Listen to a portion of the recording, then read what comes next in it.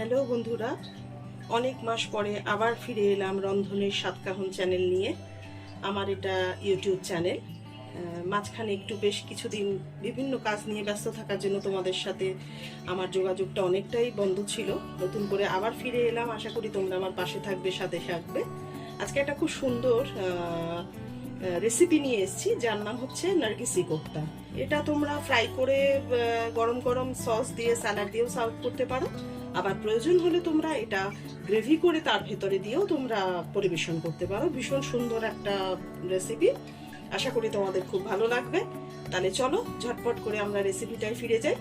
আজকে নার্গিসি কোফতা করতে যেটা সবার প্রথমে আমার প্রয়োজন হচ্ছে, সেটা হচ্ছে আমি মোটামুটি 500 চিকেন, এখানে আমি কাঁচা লঙ্কা আর একটু ভিনিগার দিয়ে বোনলেস চিকেন আমি মিক্সিতে পেস্ট করে নিয়েছি। ওকে, এর মধ্যে আর এখন অবধি কিছু দিইনি, পরে মিক্স করব।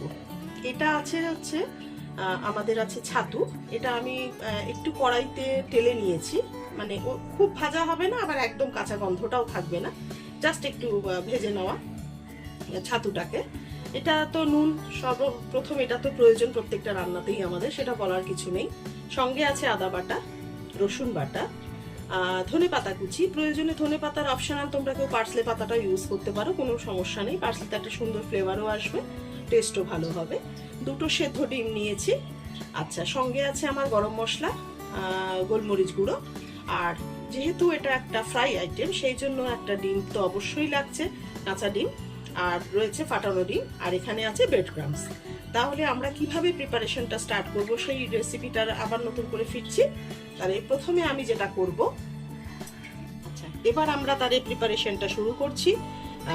এই যে চিকেনটা আমরা পেস্ট করে রেখেছিলাম, সর্বপ্রথম তার ভেতরে আমি দিয়ে দিচ্ছি 500 চিকেন আছে, তার ভেতরে অন্তত পক্ষে আমি দিচ্ছি 1 চামচ রসুন, কারণ যেহেতু চিকেনে একটু আষ্টে গন্ধটা বেশি থাকে সেজন্য আমি ভিনিগারটাও দিয়েছি, এবং রসুন সবসময় চিকেন একটু বেশিই যায়। আচ্ছা, পরিমাণ মতন আদা, 1/2 চামচ আদা বাটা, ঠিক আছে। আচ্ছা, এরপরে দিয়ে দিচ্ছি আমি স্বাদ মতো নুন।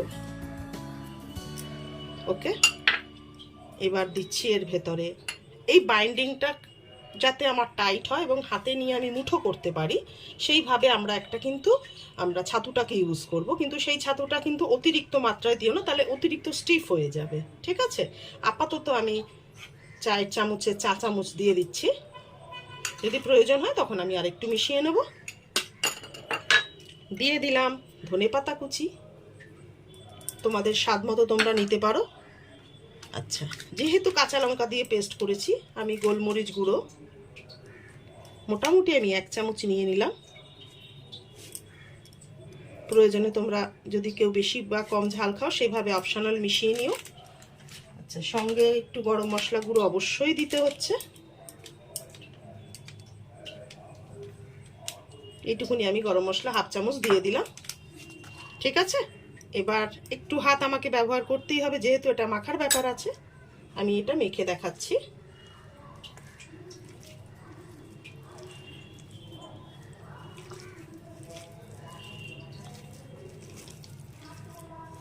চেষ্টা করবে যখন আমাদের বোনলেস চিকেনটা নিয়ে আমরা পেস্ট করছি তার ভেতরে একদমই মানে কোনো রকম যেন চিকেনটার মধ্যে জল না থাকে।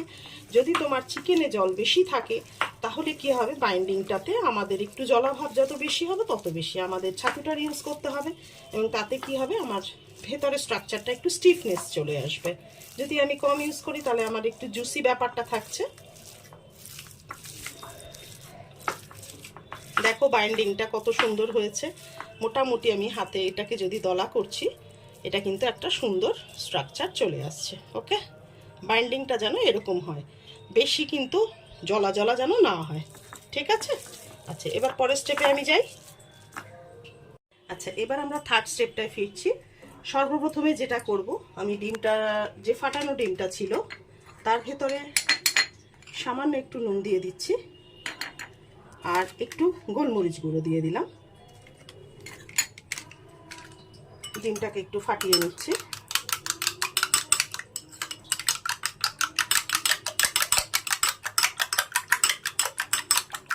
ঠিক আছে, ডিম ফাটানো হয়ে গেল। এবার এই যে ডিমটা আমি সেদ্ধ করে রেখেছি, চাইলে কেউ গোটা ডিমটাকেও পুরো চিকেনটা দিয়ে বাইন্ড করে তুমি ফ্রাই করতে পারো। কারোর যদি মনে হয় আমি গোটা ডিমে করবো না, সে হাফ করে নিতে পারো। আমি কিন্তু এটা হাফ করে নিচ্ছি, ঠিক আছে?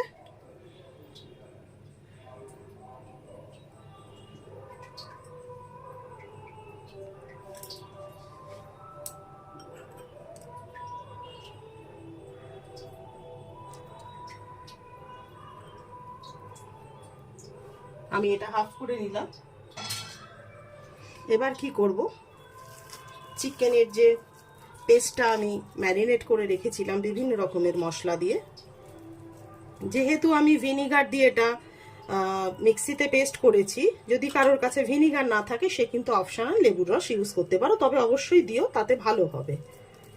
প্রথমে চিকেনটা নিয়ে এইভাবে হাতে একটু স্প্রেড করে নিলাম রুটির মতো করে।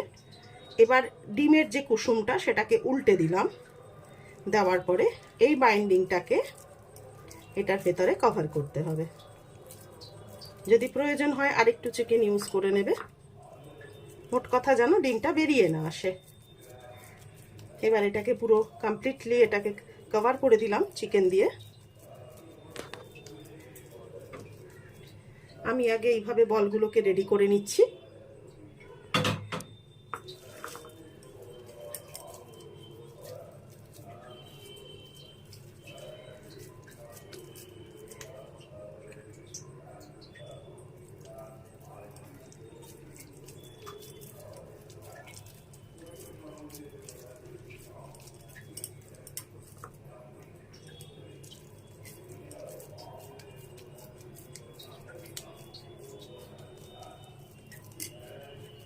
আমি আগে বলগুলো গড়ে নেব।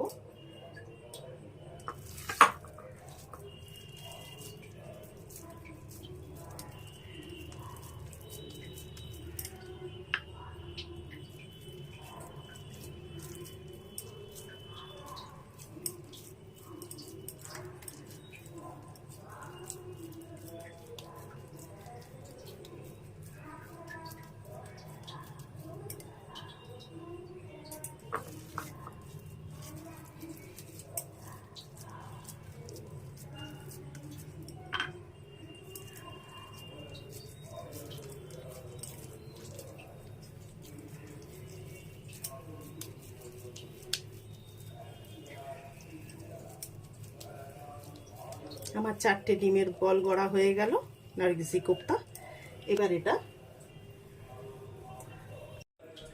এবার ফোর্থ স্টেপে ফিরছি। এই যে বলগুলো রেডি করে রেখেছি, এবার আমরা ডিমের কোটিংয়ে চোবাবো।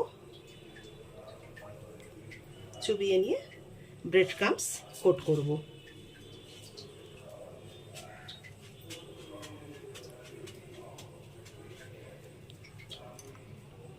একটা কোটিং হয়ে গেল, আমাদের মিনিমাম 2টো কোটিং করতে হবে।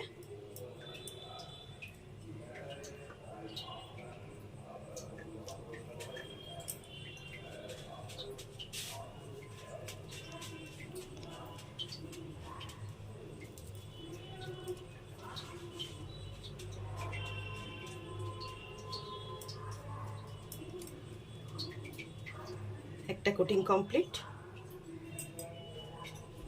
যেভাবে বলটা প্রথমটা কোট করেছি সেম প্রসিডিওরে 4টে বল কোট করব। যদি হাতে সময় থাকে তাহলে চেষ্টা করো একটু ঢাকনা দিয়ে ফ্রিজে অন্তত আধ ঘন্টা এটাকে রাখার জন্য, তাহলে ভালো সেট হয়ে যাবে। আর যদি খুব তাড়াহুড়ো থাকে এইভাবে ডাইরেক্ট নিয়েও ডিপ ফ্রাই করতে পারো, কোনো সমস্যা নেই। তাহলে আমরা শুরু করি। এবার আমাদের বলগুলো একটা একটা করে গরম তেলে ছেড়ে দিচ্ছি।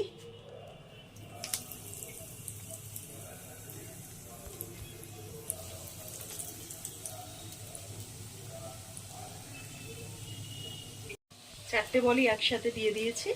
আস্তে আস্তে ওটা ফ্রাই হচ্ছে। একটা পিঠ হলে আর একটা পিঠ আমরা উল্টে দেব। এটা একটু ব্রাউন করে, ডিপ ব্রাউন করে ভাজার চেষ্টা করো, তাহলে খেতে ভীষণই ভালো লাগবে। আগেও বলেছি, যদি কেউ চাও এটাকে ডিপ ফ্রাই করেও খেতে পারো, সার্ভ করে স্যালাড দিয়ে, সস দিয়ে বা মেয়োনিজ দিয়ে, দুর্দান্ত লাগবে। আর যদি মনে হয় আমি এটা দিয়ে একটু গ্রেভি করে খাবো, সেটাও করতে পারো। এটা দুটো প্রসিডিওরেই কাজ হয়, দুটোই অনবদ্য লাগে খেতে। সকল বন্ধুদের উদ্দেশ্যে একটা কথাই বলবো, অনেক মাস পরে ফিরে এসেছি আমার রন্ধনের স্বাদ কাহুন চ্যানেলটাতে। আমি পাপিয়া সরকার। যদি আমার এই রান্নাটা ভালো লাগে অবশ্যই পাশে থেকে সাথে থেকে আমার চ্যানেলটা সাবস্ক্রাইব করে দিও। আর একটু লাইক করে কমেন্ট করে যদি তোমাদের আরও কোনো কিছুর ডিমান্ড থাকে রেসিপি জানার জন্য অবশ্যই আমাকে লিখে জানিও।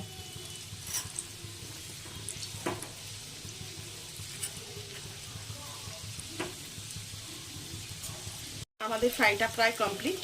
আমি গ্যাসটা বন্ধ করে দিলাম। এবার আস্তে আস্তে এটা আমি প্লেটে তুলে নেব।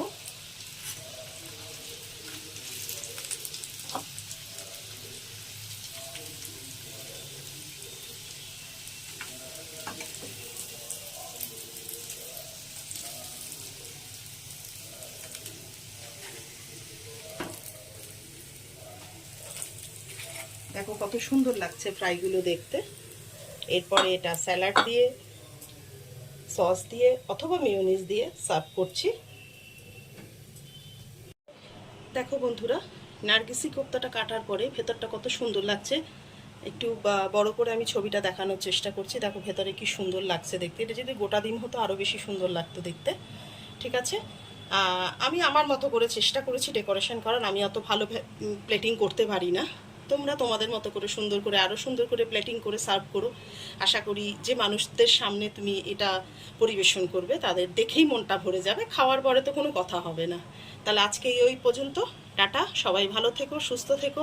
অবশ্যই আমার চ্যানেলটা একবার সাবস্ক্রাইব করে দিও, লাইক কমেন্ট করো কেমন লাগলো আমার রেসিপি। আবার আরেকটা নতুন রেসিপি নিয়ে খুব শিগগিরই দেখা হচ্ছে। আজকের মতন টাটা।